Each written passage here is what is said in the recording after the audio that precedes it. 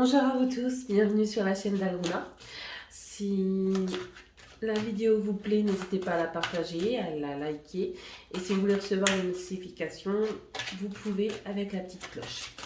On va regarder en fin de compte un petit peu un petit message intemporel que vous avez peut-être besoin de savoir.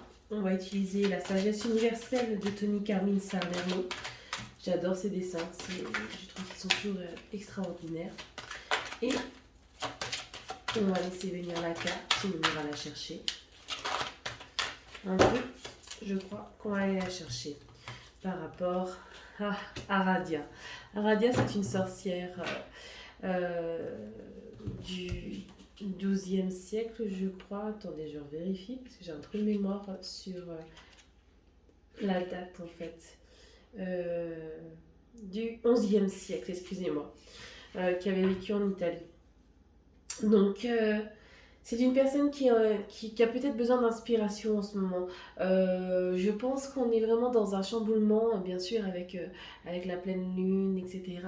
La conjoncture actuelle aussi, nous sommes vraiment dans quelque chose où on a un besoin de créer un changement d'environnement, un changement d'horizon, vraiment des choses où on sent cette transformation en nous-mêmes, mais aussi aux alentours de nous.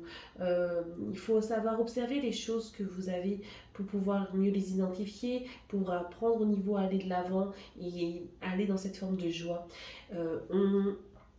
On est toujours en train aussi de croire que nous héritons des choses de notre famille, mais que ce soit même aussi au niveau de la génétique. Ça me fait penser à Bruce Lipton qui parlait que tout ce qui est maladie génétique n'était des fois basé que sur une base de croyances. Et je pense aussi, surtout quand on lit aussi la psychologie généalogie, tout ce qui est transgénérationnel, il est peut-être temps de s'affranchir sur toutes ces formes de croyances. Il est temps de s'affranchir de toutes ces illusions et de parcourir votre chemin en fonction de votre volonté, en fonction de vos propres créativités, délaisser toutes les choses parce que d'une certaine manière, vous avez la clairvoyance, vous avez l'intuition pour pouvoir avancer. Je trouve que c'est un très très bon jeu et comme on parle de clairvoyance et autres, ça me fait penser que je vais prendre le petit jeu de la sorcière de Gillian Ken. Alors c'est un jeu assez ancien. Je crois que je n'ai pas tiré avec depuis peut-être une vingtaine d'années. Ça fait au moins tout ce temps-là. Qui pourrait être intéressant. Alors là déjà, il y en a deux. Vu que j'en veux trois, on va attendre la troisième qui arrive. Et bien là, voilà, celle-ci elle s'est retournée. On va la prendre avec nous et on va voir ce que ça nous donne. Donc, la sorcière du tonnerre et des éclairs. On est vraiment sur quelque chose aussi ici comment dire, qui on va dire a besoin de chamboulement. Elle me fait penser un petit peu à la comment ça s'appelle, à la tour dans le jeu de tarot. On est vraiment sur une carte qui dit qu'après la tempête, il est temps, en fin de compte, peut-être, comme je disais tout à l'heure, au niveau de la construction. On est vraiment dans ce temps peut-être de construction, d'avancée que vous avez besoin. De toute façon, dès qu'il y a une tempête, dès qu'il y a une catastrophe, n'oubliez jamais, véritablement, qu'après les nuages noirs, il y a toujours le beau temps qui arrive. Donc, il faut sentir, en fin de compte, tout ce qui ne va pas s'éloigner parce que il est temps d'être confiant dans ce que vous vivez dans l'instant présent, que c'est juste, que c'est fait pour être sur votre chemin, c'est pour vous permettre en fin de compte de vous équilibrer et d'avancer dans une certaine vision qui vous est propre. Donc voilà. Oh, la sorcière de l'amour, c'est trop beau ça. Là on est plus sur quelque chose en fin de compte qui est quand même dans la positivité, parce que c'est faire entrer l'amour peut-être aussi dans votre vie. Est-ce que par rapport à ce que vous avez vécu, que ce soit dans n'importe quel domaine, mais notamment dans celui de l'amour, est-ce que vous n'avez pas été un petit peu réfractaire ces derniers temps et que vous n'avez pas laissé l'amour venir à vous, alors qu'en fin de compte, vous pouvez éprouver et vous éprouverez à n'importe quel âge cet amour. Et je pense en plus que l'amour devrait pas tarder dans votre votre vie, hein. Après le mauvais temps, ben là, il y a quelque chose qui arrive et qui est assez positif, hein. Oh, regardez, on reste hein, bon, on est sur la sorcière des verrues, mais avec ce beau crapaud, elle est magnifique, je trouve. On est vraiment sur quelque chose encore de beau, on va dire, qui vous amène encore une comment dire, euh, je crois qu'on irait au-delà des apparences. Ici, peut-être que vous vous considérez comme quelqu'un d'atypique ou quelqu'un qui ne mérite pas d'être aimé ou qui avec un fardeau très, très fort. Attention, hein, parce que souvent quand c'est des cas de figure comme ça, on a cette forme de dépendance affective, on recherche peut-être l'amour avec des personnes qui ne sont pas justes pour nous, hein.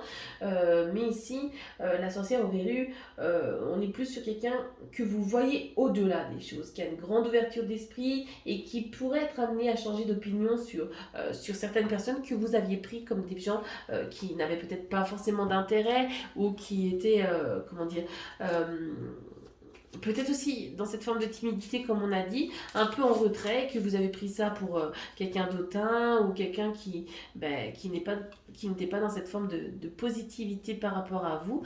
Et ça peut cacher en fait une belle amitié ou pourquoi pas une relation amoureuse, hein. Le changement ici, donc par rapport à Aradia, on est vraiment aussi peut-être à relaisser l'amour venir à vous.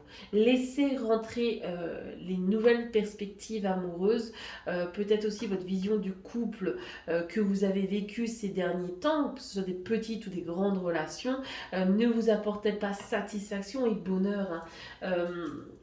Eh bien, on va aller un peu plus loin avec le tarot des gitans, voir un petit peu ses croyances, hein. Bah, moi j'aime bien, hein, parce qu'on a déjà le 6 d'épée qui vient de tomber, hein. Donc on va voir un petit peu les deux autres avant de l'interpréter. Mais on est vraiment peut-être dans ces croyances, ça vous a empêché véritablement de vous affranchir peut-être de certaines choses. Je pense même qu'il est tout à fait possible que vous êtes mis en couple avec des personnes qui n'étaient pas forcément justes pour vous, mais qui donc a malheureusement été plutôt néfastes et qui ont joué par rapport à votre sentiment de bien-être et votre propre confiance en vous, hein.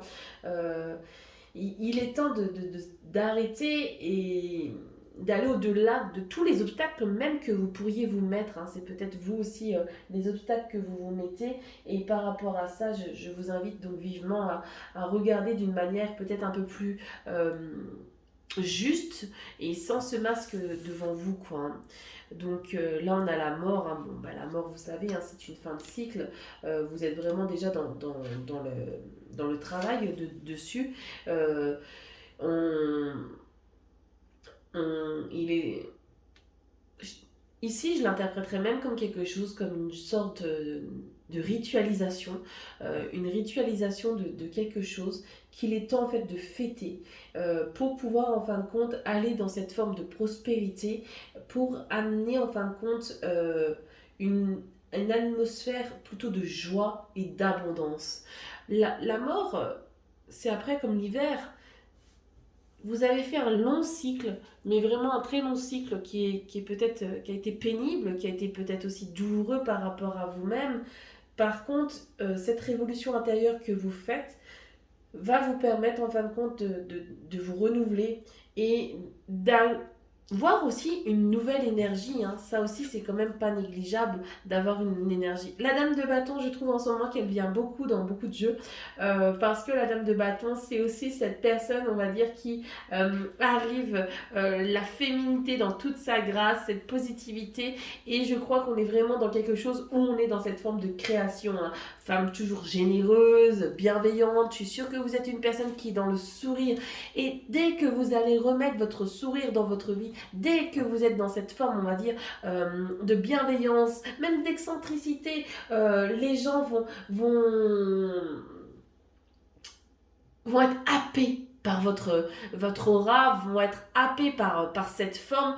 Et c'est peut-être pour ça aussi qu'on arrivera à avoir cette sorcière de l'amour un peu plus dans la positivité, parce que vous êtes en train de vous révéler. Vous êtes vraiment dans une force là de révélation qui n'est pas anodine. Faites-vous véritablement confiance. Hein. Franchement, là, moi, franchement, ça me met de la joie, là, du sourire et du rire, parce que après les souffrances, après ces illusions, ben, en fin de compte, on renouvelle nos énergies et on va créer enfin cette forme d'abondance. Et pour moi, là, on était sur soi-même, un petit peu ces transformations du monde. Et il n'y a pas qu'au niveau de l'amour, je dirais qu'il y a même cette forme d'amour le plus important envers vous-même. Hein. On est vraiment sur un jeu extraordinaire. Hein. Donc voilà, si cela vous a plu, ben, merci de laisser aussi un petit commentaire et n'hésitez pas, hein, si vous voulez une guidance personnalisée, pardon, je suis à votre disposition. Vous avez les informations donc dans les descriptions. Prenez soin de vous, à bientôt.